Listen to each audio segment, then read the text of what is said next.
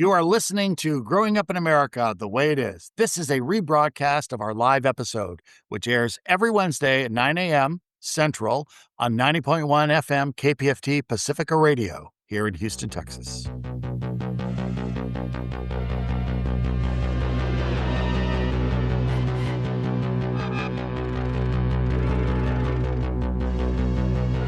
Looking out a dirty old window, down below the cars in the city go rushing by. I sit here alone and I wonder why. Friday night and everyone's moved. I can feel the heat, but it's soon. Good morning, Texas and beyond. Welcome to Growing Up in America the Way It Is here on 90.1 FM KPFT Pacifica Radio.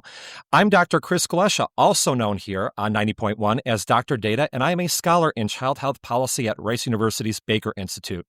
Today, I'm excited to co-host with Dr. Heidi Russell, Director of the Center of Health Policy.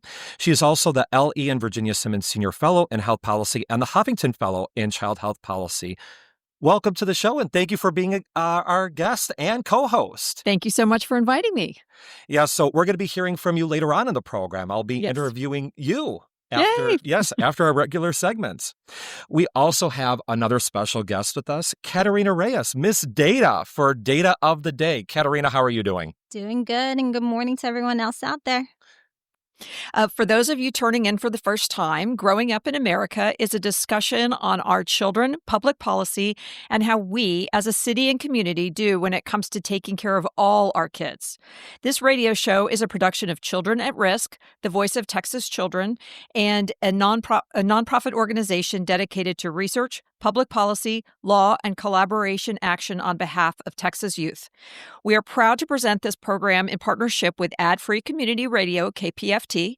Each week, we will aim to fill the same 60 minutes with lively discussion on the children of Texas with experts on the quality of life for our children.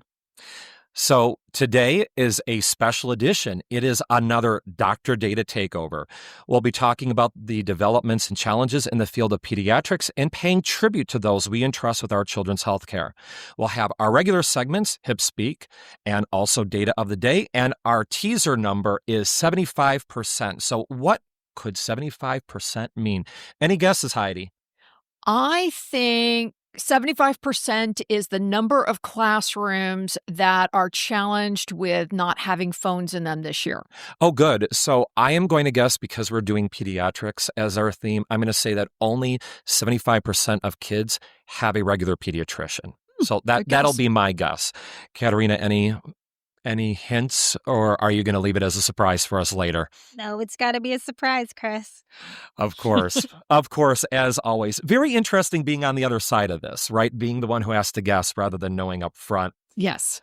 I am thrilled to chat with a few excellent guests today about pediatrics. Today's guests are Dr. Lauren Gambill. She is a pediatrician in Austin representing the Texas Pediatric Society.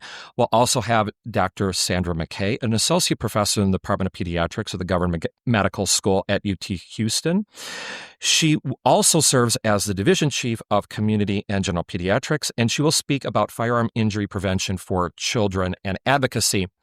We'll have Dr. Veronica Gonzalez, the associate professor of pediatrics and pediatric associate clerkship director with the McGovern Medical School at UTHealth Houston. She'll talk about pediatric workplace development and recruitment, and we'll also be talking to Dr. Heidi Russell about her role at the Baker Institute and non-medical drivers of health and other things that are driving our children's health. So it's time for our first call and guest. After this musical break, we'll speak with Dr. Lauren Gambill with the Texas Pediatric Society.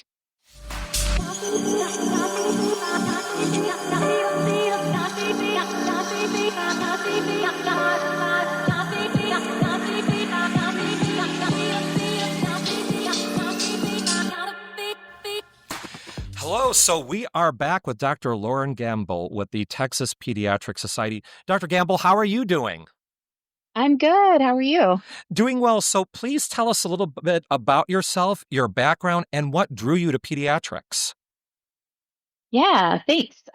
So my name is Lauren Gambill. I am a hospital-based pediatrician in Austin. So that means I take care of kids when they're hospitalized. I'm from Texas. I grew up in San Antonio. Did all of my medical training up and down 35. I went to undergrad at UT Austin and then medical school in San Antonio and back up to Austin for my pediatrics training. After residency, I did spend a few years in California where I practiced, but I also earned my master's degree in policy at UC Berkeley during that time. And then I came back to Texas in 2019 and I've been practicing here ever since. I live in Austin with my husband and three kids. As far as what drew me into pediatrics, why I chose this field, I think mostly, the first reason is that I think kids are really just the best humans. They're funny, they're honest, they're creative, they're curious. I think I realized pretty early in my training that it's hard to be in a bad mood. It's hard to have a bad day when you're hanging out with kids all day and when you're taking care of children. But I think beyond that, pediatrics just really felt like the area of medicine where I could have the biggest impact on my individual patients, the kids in my community, but also the future of our communities. And so it felt like a really rewarding place to be that aligned with the values of why I went into medicine in the first place. And kind of that broader impact is why I began doing policy work and advocacy work in addition to my clinical work and what got me started with the Texas Pediatric Society. Would you mind telling us just a little? Welcome, Dr. Gambill. Would you mind telling us just a little bit more about the role of the Texas Pediatric Society? Yeah, so the Texas Pediatric Society is a professional organization for pediatricians in Texas, and we really focus on all things taking care of children in the state of Texas. And that's great to hear that there's such an organization. What do you think are the biggest policy priorities for the Texas Pediatric Society, and why are they important right now? Yeah, this is always a little bit difficult question because there are so many priorities, so many important issues and topics when it comes to policy impacting kids. But I would say if I had to narrow it down, I would pick a top three. And, first, one of our highest priority is ensuring healthcare access, specifically through the Medicaid program. Texas has the highest rate of uninsured children in the nation. And we have over 100,000 kids in Texas that are eligible for Medicaid, but not enrolled. And so that is utmost importance to us. There's a second piece of that, though, that once they're enrolled, we still need to make sure that we are doing everything in our power to make sure that being insured means having access to healthcare. And so, working on the Medicaid system and how kids access the system is the second piece of that. I would say second, um, immunizations are a huge priority for us right now.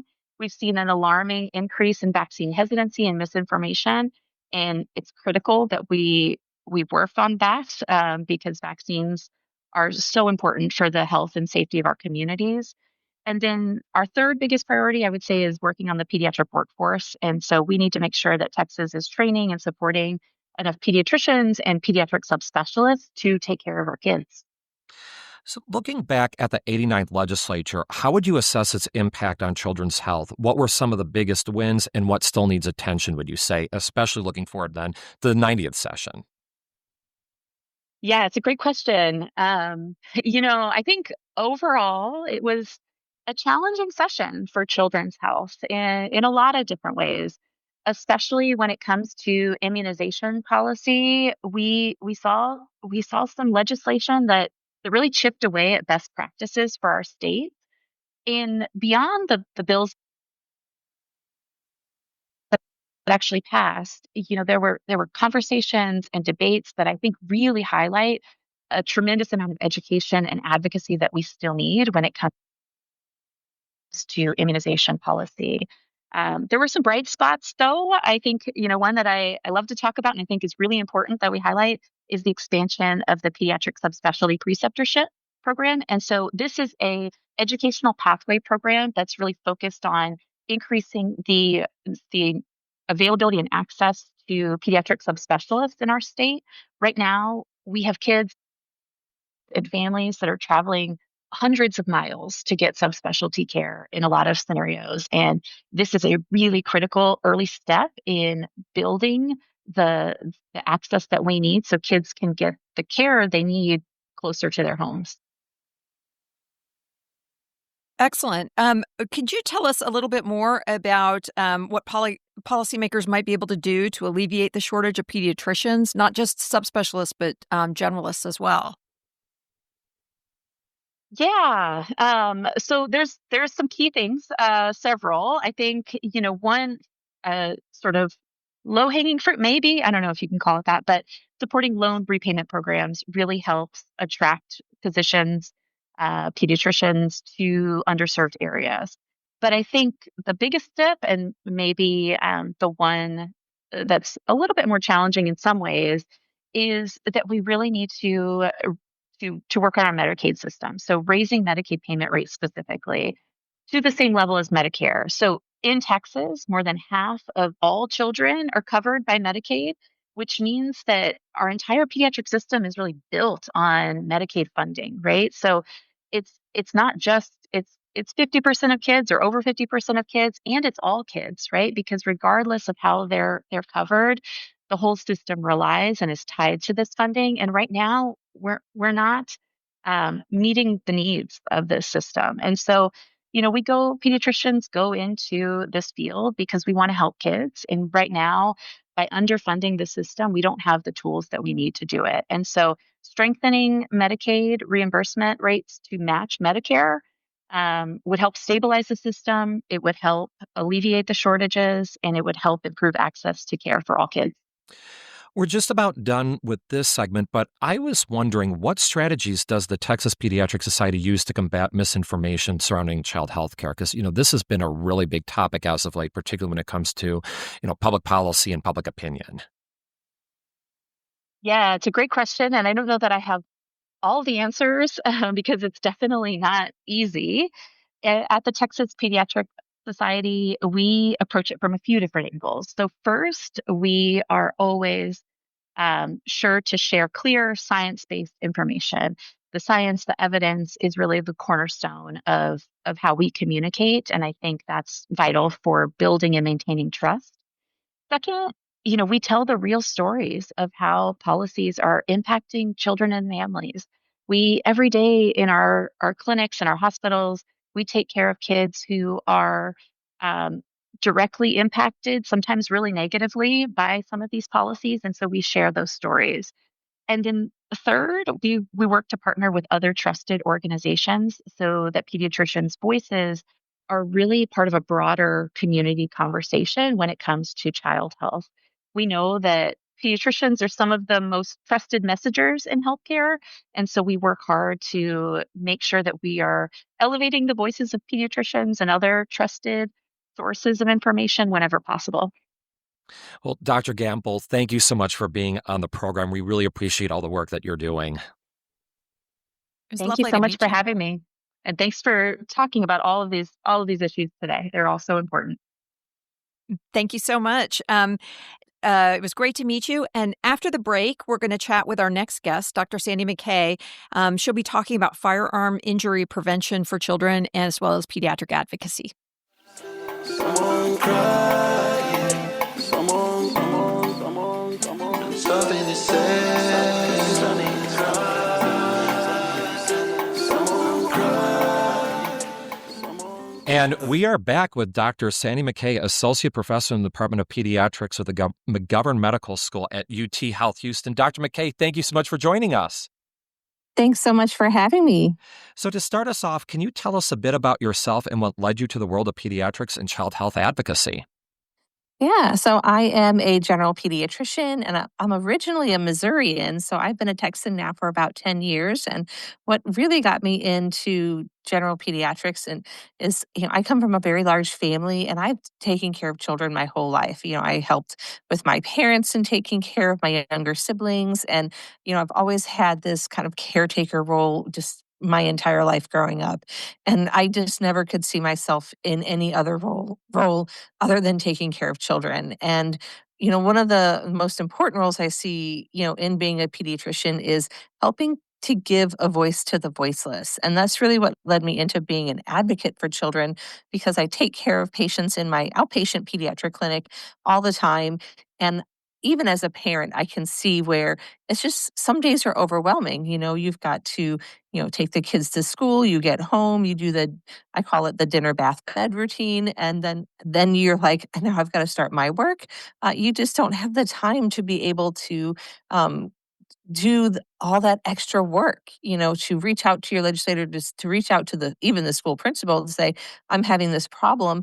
And, from that position as a pediatrician, you can really be that voice for the child in such a unique way.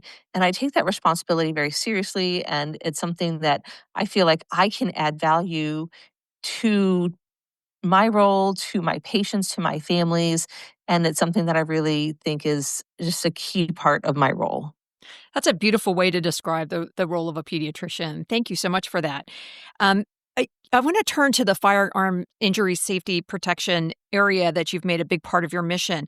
Was there a moment or an experience that made you realize just how important those conversations were to have with your families and your patients? Yes, one of the things is being a Texan, I'm also a firearm owner as well. And, you know, I've heard so many of my patients just get really, almost offended about the way that they were asked the question, and I've always just made it part of just the normal conversation. Like, "Oh, yeah," and even being a Missourian, such a strong hunting community, and, it's just was one of those things that just made it a natural part of it, and I've just developed a natural rapport about how to do it, and talking with so many of my colleagues, they just always felt so uncomfortable having that conversation, and they just kind of didn't really know how to bridge it in a nice, competent way, way that they felt they could make it natural, and they ended up making their patient and their families feel more uncomfortable with that conversation. And so then it got to me being the educator that I am as well, I think we can just train you guys on how to have a better conversation and have a conversation that's going to be more acceptable by the patient, and really it's just about bridging a knowledge gap. And that's what got me into the world of this. And then I started realizing there were a lot more people who really felt uncomfortable talking about firearms within the clinical encounter. And the more I started doing deep dives, and the more patients you take care of that you were just like, if I would have just been able to talk with you about secure storage, we could have avoided this accident. We saw the warning signs about suicide prevention, and we just could have had a good conversation about, where we could have stored your firearm, and we could have avoided tragedies. And it just kept drawing me deeper and deeper into that field. And that's really where it came from, was how can we ensure that we're having strong conversations that can lead to prevention? Now, you have an absolutely amazing research background, particularly around hospital-based violence intervention programs. Can you tell us about that work and what kind of impact you're seeing with kids and families? Yes, and that work is, I kind of joke around with people that I just kind of fall into grants and projects, because it's really just about being invited into teams. And again, this was one of those moments where I was looking at how we can improve our prevention strategies, and some of those were when you're working with a hospital system that's more inner city based. How can we take patients that were involved in gun violence, and how do we help them not return to that same situation and put them back into that same scenario again? And, we want to reduce risk. And, looking at what we currently had, which was just, maybe they could have a visit with a social worker while they're in the hospital, but then we put them right back into their communities. I was like, well, we can do more. I'm sure we can do more. So I just started talking to people about what resources do we have? How can we build a better team? How can we build a better system? Hospitals have other programs. Why do we not want to have one here? And I'm one that tends to be like, why don't we have this? Why can't we have this? And started looking at how can we build it? Well, we need money. Okay, let's get a grant. Let's see how we can build a big grant program. And brought a team together to really investigate and study how we can build a strong intervention program with our unique Houston community, because we're a very unique community here in Houston. Study it well, and then really also inform the science behind violence intervention programs at the same time. And we were fortunate enough to be funded on that program so that we can look at some of the different levels of intervention that we can do with the ultimate goal of reducing violence to those victims of gunshot wounds that present to the hospital, and make sure that when they return to their communities, we can give them the best shot at not being hurt again. Wonderful. You've also done some important work around poverty and its impact on children's health. What are the barriers that families face, in your opinion, in accessing care, and how could we do a better job with policy to close those gaps or prevent those barriers? Yeah. And I think a lot of the work that's been around there is one, identification, right? Taking the time to identify patients when they do have those barriers. I think asking those questions, doing universal screening on patients, so that way we can see who is, having those things like food insecurity, transportation insecurity, and then being able to, connect and refer patients to those resources, having available resources in their communities, and then being able to do that like kind of closed loop referral and know who's actually being able to get those resources, and having policies that can help providers being able to institute those systems within their practices. Because right now, there's not a lot of reimbursements that are tied to being able to provide those kinds of programs. But some of the things that we've been able to show within our system is by instituting a universal screening for non-medical drivers of health. Our pilot study has showed that with children, we have been able to demonstrate that when you screen for children and their families for non-medical drivers of health, and you refer them to resources, what they have is they have decreased emergency room visits, decreased sick visits, but they maintain their same number of well visits. So you have improved healthcare utilization by just making sure that they have access to what's out there and you identify what they need. So then, looking at pediatric care broadly in Texas, what are some of the biggest challenges you see right now, and how could policy better support kids and the providers? So I think one of the biggest problems is access, making sure that, children, as your previous guest, Dr. Gambill had mentioned, is, the majority of kids in Texas are on Medicaid, and ensuring that the children that qualify for Medicaid actually have access to Medicaid. I think that's a huge focus. That should be a huge focus for us in pediatrics, especially as it relates to policy. So that way we can have that access to care and that we can be able to provide the resources that we can for children.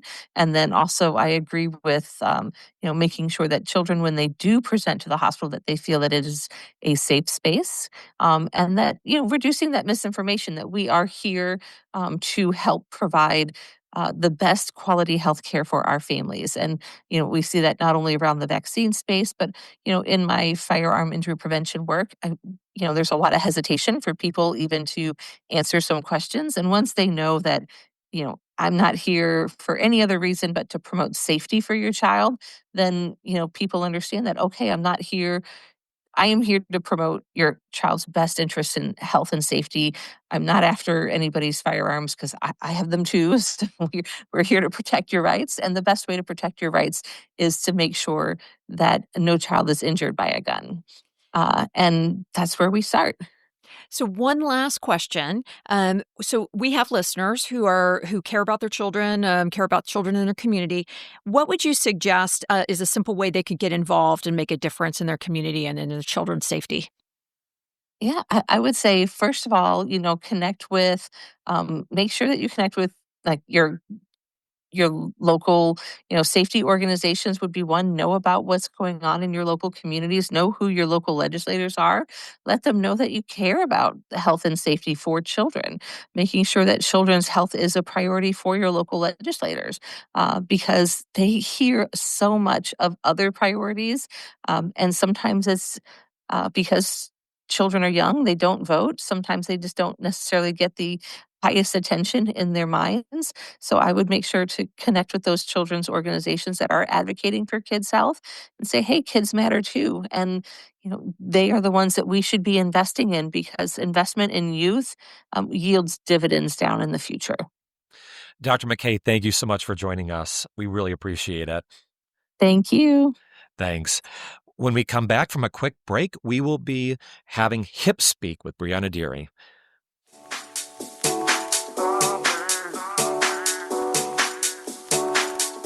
If you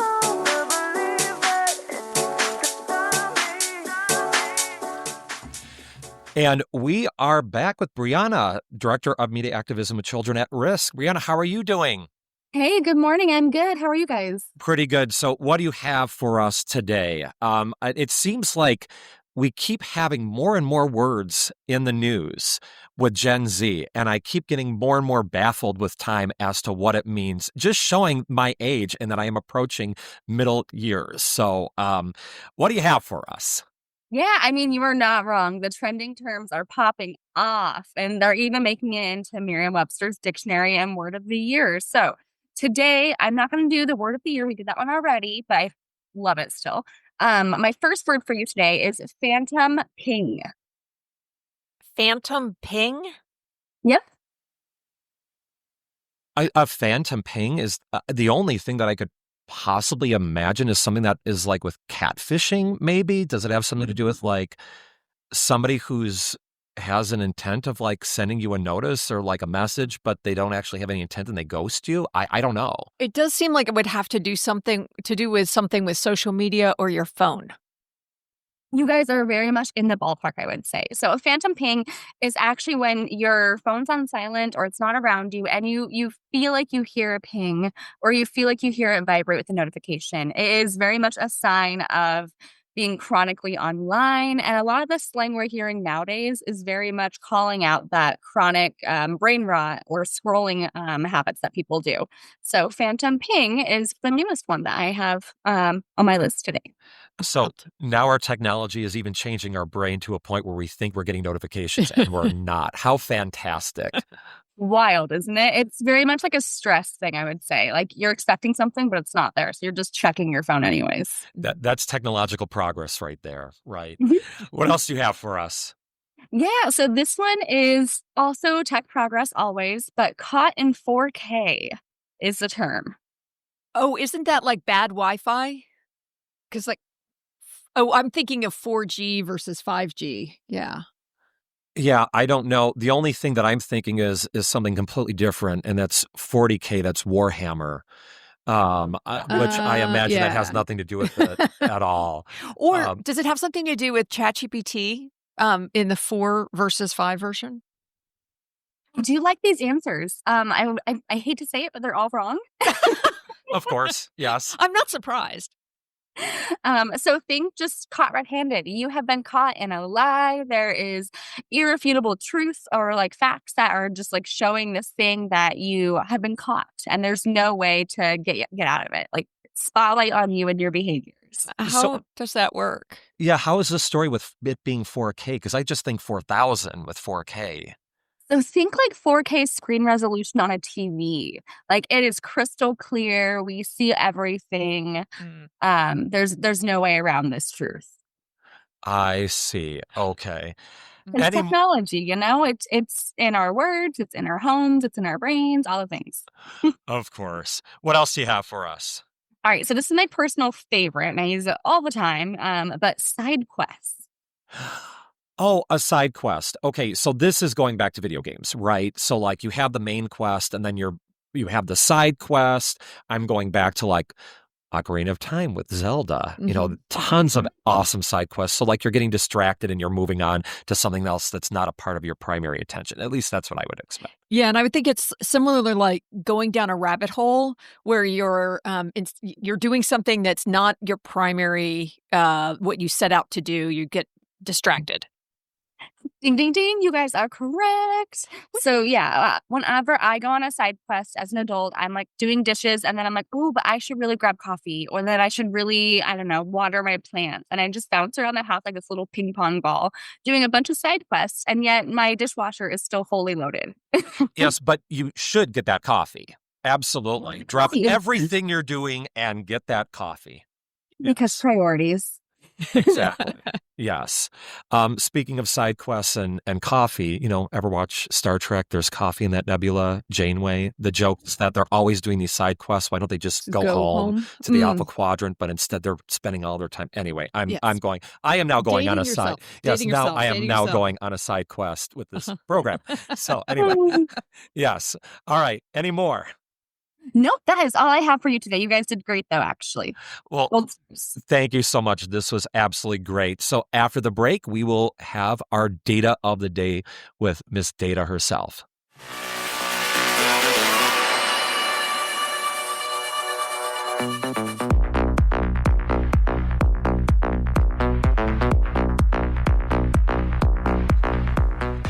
All right, we are back with Miss Data, Katerina Reyes. Katerina, how are you doing today? Hi, I'm doing fantastic.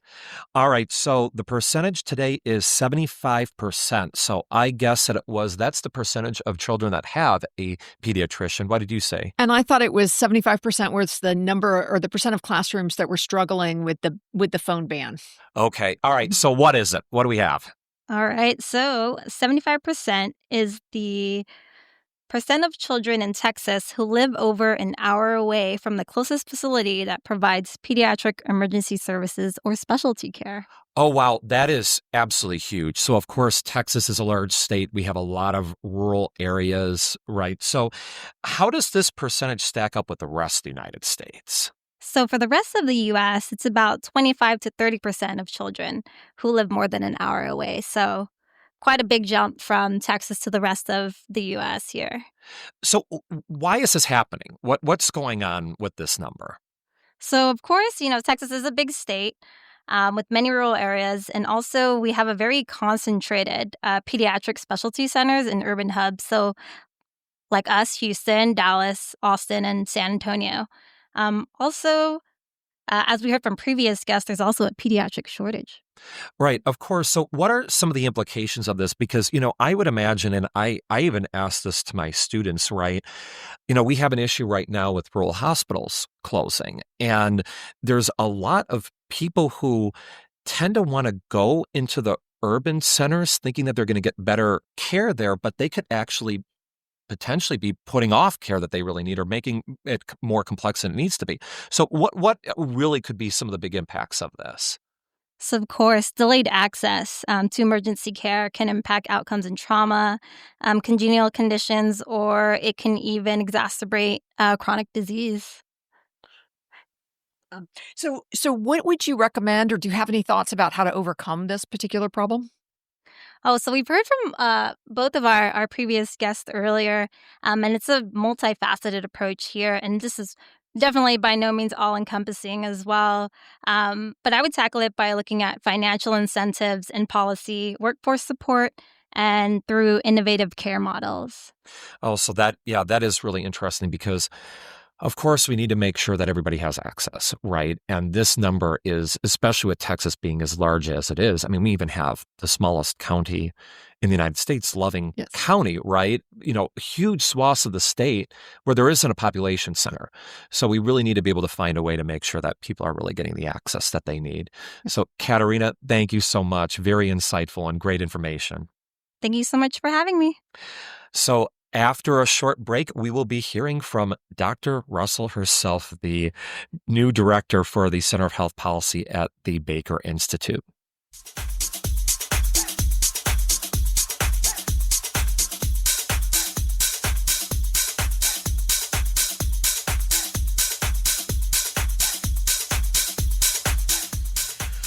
We are back with Dr. Heidi Russell, director of the Center for Health Policy at Rice University's Baker Institute.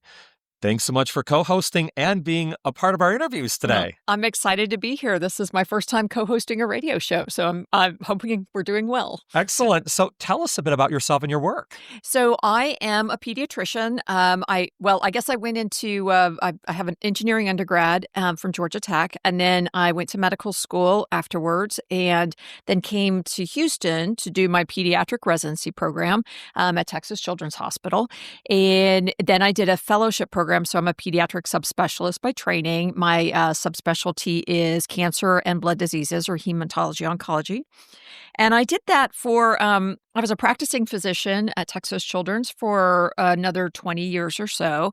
But in the middle of that, I got I was always studying around the science, but I became very interested in the problems that we were facing with our children which were really related to not being able to provide equal care across our population. So we would have medicines that half the patients or some of the patients could take, but others couldn't. And it wasn't because of disease differences. It was more around things like social issues or inability to buy the drugs or those sorts of things. And so that became a bigger part of my journey, is to understand the larger systems of healthcare and how that impacts our children. And so I went back to school mid-career, and this wasn't a planned thing like, oh, I'm going to do this step, then this step, then this step. I found what spoke to me and went back to school, and got further training in public health and health economics, and used that in the healthcare system for a while, used that training in my practice. But then after COVID, which was disrupting for everybody, I moved into full-time research and teaching, and spent some time at the UTHealth School of Public Health here in Houston, and was in their management department teaching and doing research for about 3 years.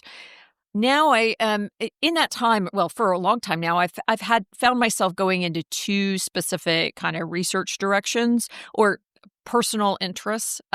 One is what we've been talking about quite a bit today is geographic access, meaning the challenges that people face based on where they live and their ability to get to medical care because of where they live. And those are transportation issues. It's issues with where we have built our medical delivery system for children. And so that affects really children's health or medical outcomes. And so there's a lot to be studied around that. And I've done some work at the national level on that, but kind of focusing down on Texas now. And then it's inescapable and incredibly important to be studying the financial aspects of how we deliver medical care. So it's not just Medicaid, but which affects children, but it's also how we cover medical care for uninsured, how we cover for adults, for elderly people. All of that is integrated, and teasing it apart has been a big part of like my teaching and research space. That's amazing. So you were recently appointed as the new director for health policy at the Baker Institute. Can you tell us about your vision and the importance of the intersection between evidence and policy? Thank you. That is a big, loaded question. Yes, it is. Most definitely is. Some mornings I wake up and wonder how I got to be in such a position. I mean, I'm really excited about it. It's a fabulous place to be working, and we have so much to do.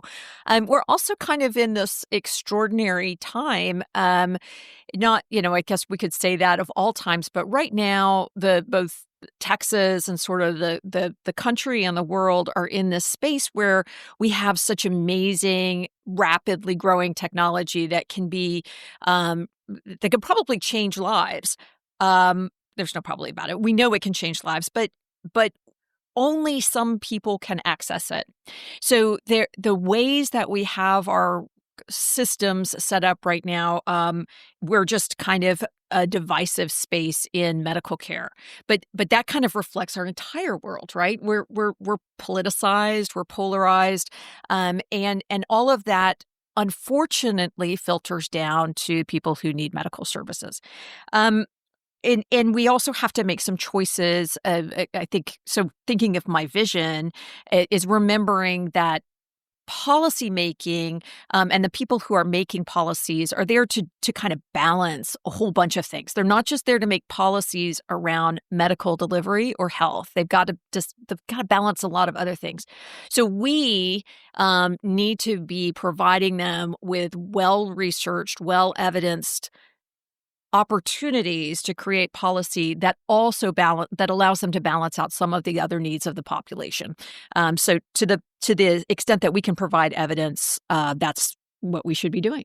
Yeah, exactly. When it comes to a lot of these advocacy groups, at the Baker Institute and elsewhere, there's a really big intention of being able to bring that evidence to the policymakers so they could make decisions, but it doesn't always happen. There tends to be a bit of a gap. So why is that gap seemingly so large right now when it comes to improving child health outcomes? Because sometimes it looks like, the evidence is pretty clear, but yet the policy outputs that we're getting don't speak at all to the evidence that's there. Yeah.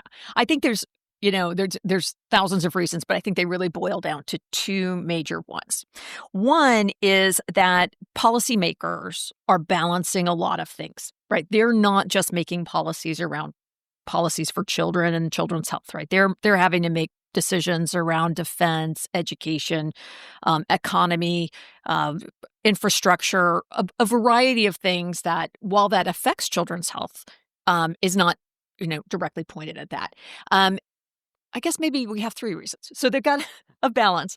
A second reason is that most people in policymaking are not.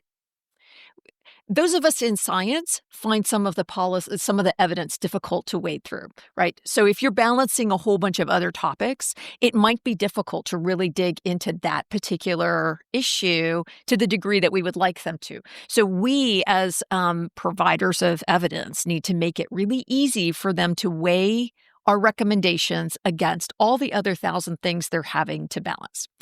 So that's giving them the benefit of the doubt. On the other side is ideology. So not all the decisions that people are making are really, they don't always have the same interests at heart that perhaps people who are thinking about children's health have in mind. So, and we see that in particularly ideology-based policy, or it may just be a conflict of what we believe is in the best interest. So we see those conflicts there. It's up to us to provide them with good evidence and bring the conversation back around. So that there's a really important distinction that we have to make between health and medical care as it relates to children. So can you describe that difference for us? Yeah, it is. That's a very important concept. We have somehow in our social discussions kind of confused health and medical care. So medical care, so we call it health care and health policy, but what we're often talking about medical care. So the infrastructure, like the doctors, the hospitals, the third-party payers, that kind of space, pharmaceuticals, that's actually medical services that we use to fix illnesses or prevent illnesses. Health, the proper terminology around that, the bigger construct, is really about a person being able to optimize the mind and body that they have to live the best possible life they can. And so that medical care is necessary for that to happen. But it is not sufficient for that to happen. We need all these other things. That's where topics like non-medical drivers of health, the community in which you live, your educational process, economic and physical security, access to good quality foods. Those things are all in the non-medical drivers of health space. So we use words because they are easy. So we kind of put all that together in health. But really, oftentimes we're talking about very specific medical delivery, especially when we're talking about Medicaid. But we're not talking about health. And health, there's a health in all policy kind of idea that we should probably be incorporating more. Every policy affects the health of our children. So one thing that's also important too when it comes to public policy is that a lot of policymakers like to use very specific targeted interventions, but we don't really have always the evidence that they work, right? And there's very oftentimes a lack, especially at the local level, of actually following up to make sure that whatever they're doing actually works. So why then do we need to think about systems level change rather than specific interventions when it comes to improving child's health? Yeah, it's a great question and one that's incredibly poignant right now. It's in our faces with the government shutdown. We can look at SNAP and food benefits as an example of food insecurity is a prevalent kind of problem. It's going across communities. It goes across populations. It doesn't, it's not a specific group of people that have food insecurity, right? That are benefiting from SNAP benefits, right? So when we have two ways of addressing food insecurity. One is at the community level, is to try to Band-Aid over the problems in the community. And, and those are absolutely necessary. We should be fixing things like making sure that there's food banks available, making sure that we're supporting our local groups. But I think we should see from this that the need for food support is a national problem. We're not going to fix it in the community. So while we can help the community, we need to also be seriously focusing on why we have so much food insecurity. And that comes to things like other policies that support, the economics of inexpensive food, grocery deserts, difficulties of buying food. Those are not actually community level problems. They are large system problems that we need to address. Thank you so much. And before we move on to our next segment, are there any final takeaways for our listeners, especially as we navigate through everything that is going on with the political landscape right now? And as we know, there is a lot going on with the political landscape. Yes. Things are incredibly stressful right now. And they have been, realistically for quite some time, so many years. And it's not going to be over next week. We're going to, even if everything at the federal level gets better, we're still going to have lots of conflict. So my recommendation, especially going into the end of the year holiday season, is just give yourself personally some grace. Pick your battles, pick your family battles. Don't stress about everything. And mostly love your children and the children in your community. Raise them to be the best versions of themselves. Well, thank you so much. Really appreciate your insights. And again, thank you for co-hosting with us today. After the break, we'll be hearing from Dr. Veronica Gonzalez about workplace development for pediatricians. Stay tuned.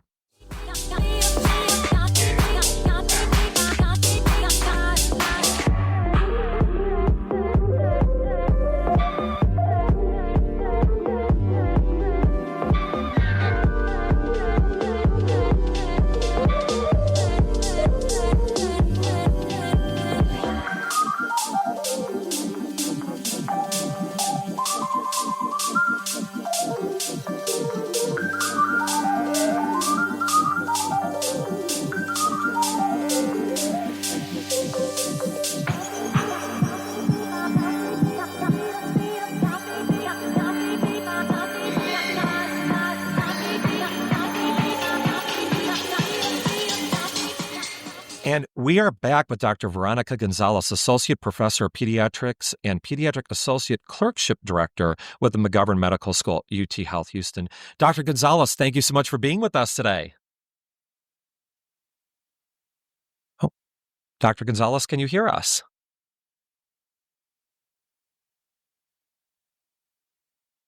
That would complicate things. Yes, thank you guys. Can you hear me now? We can hear you great. Thanks so much for being on the program.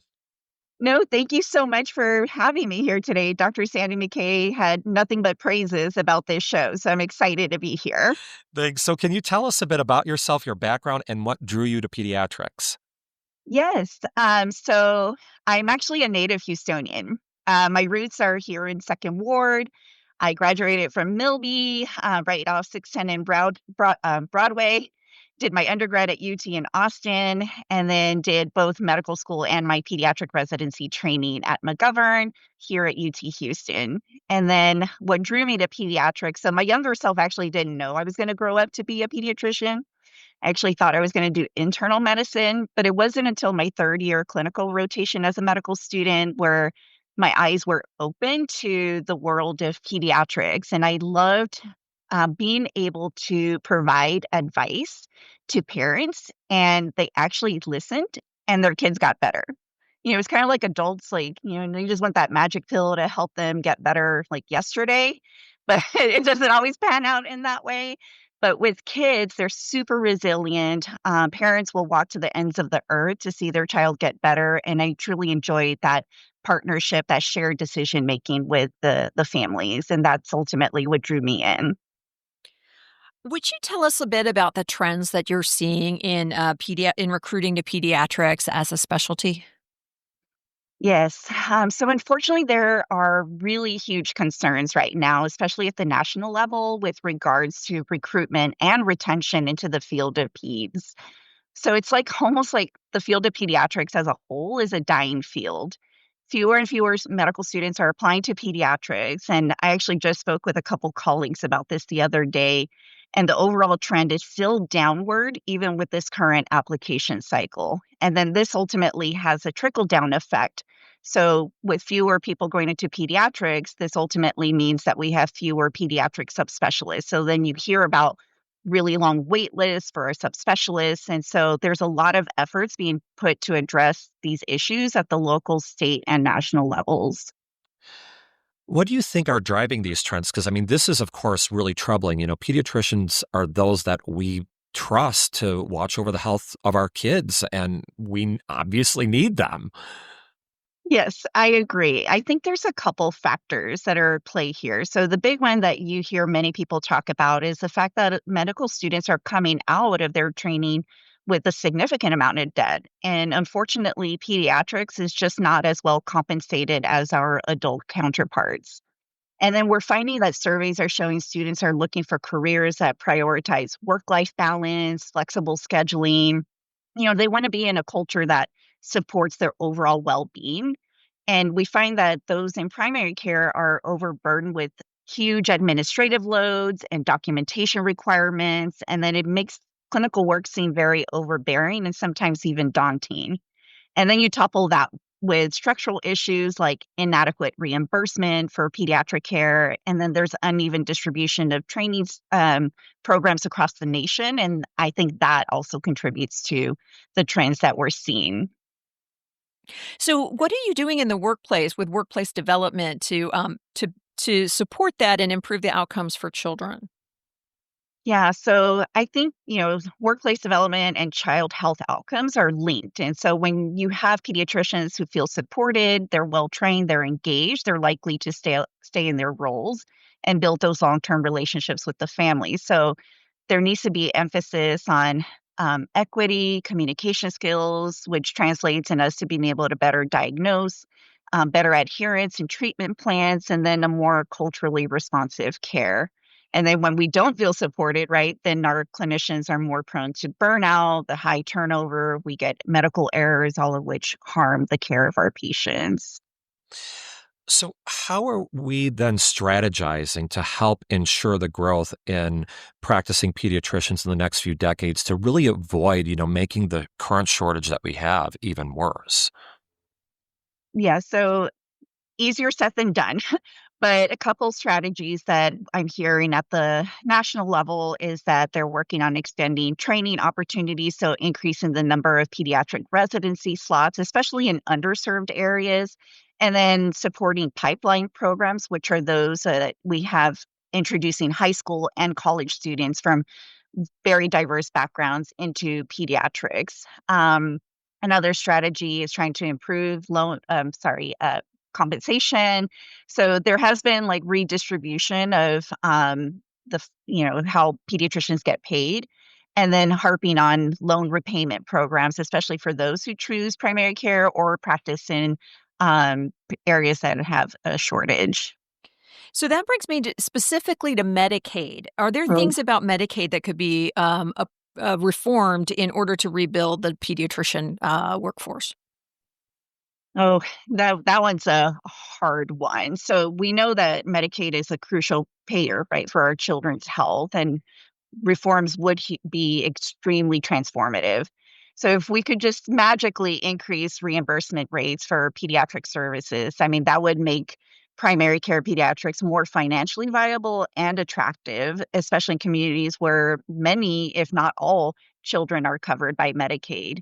And we could simplify administrative processes to reduce the paperwork burden that many practices face, and targeted incentives for enhanced payments or even grants for pediatricians serving in high needed areas to redistribute the workforce. And then if we could get policies in place that would support integrated care, like reimbursing for behavioral health, for instance, and care coordination, and that would allow pediatricians to provide more comprehensive care without having to absorb all of the costs. And one last question before we close out the show. Do you have any advice for our listeners who potentially want to pursue a career as a pediatrician, especially those that are in college? Yeah, so first and foremost, I want the audience to know that pediatricians are more than just people that we take our kids to in a clinic and they give shots all day long. Pediatricians are brilliant people. They do research, quality improvement, advocacy, and education. My advice is for you to get as close as you can to the reality of the work that they do and see if that resonates with you. shadow them in different settings, not just, in a clinic. See what they do in a hospital, see what they do in a lab, see what the various subspecialists do, and find mentors early. Reach out and ask about our paths, our challenges, and what keeps us going. Well, Dr. Gonzalez, thank you so much for being on the program. We really appreciate it. No, thank you guys so much for having me. So that is all the time we have for today. Thank you so much for listening to Grow Up in America by Children at Risk. If you enjoyed our discussion, please tune in next Wednesday, the same time from 9 to 10 a.m. Have a wonderful week, and I'm hoping fall weather comes back. It looks like we got 2 days, and that was that. Take care.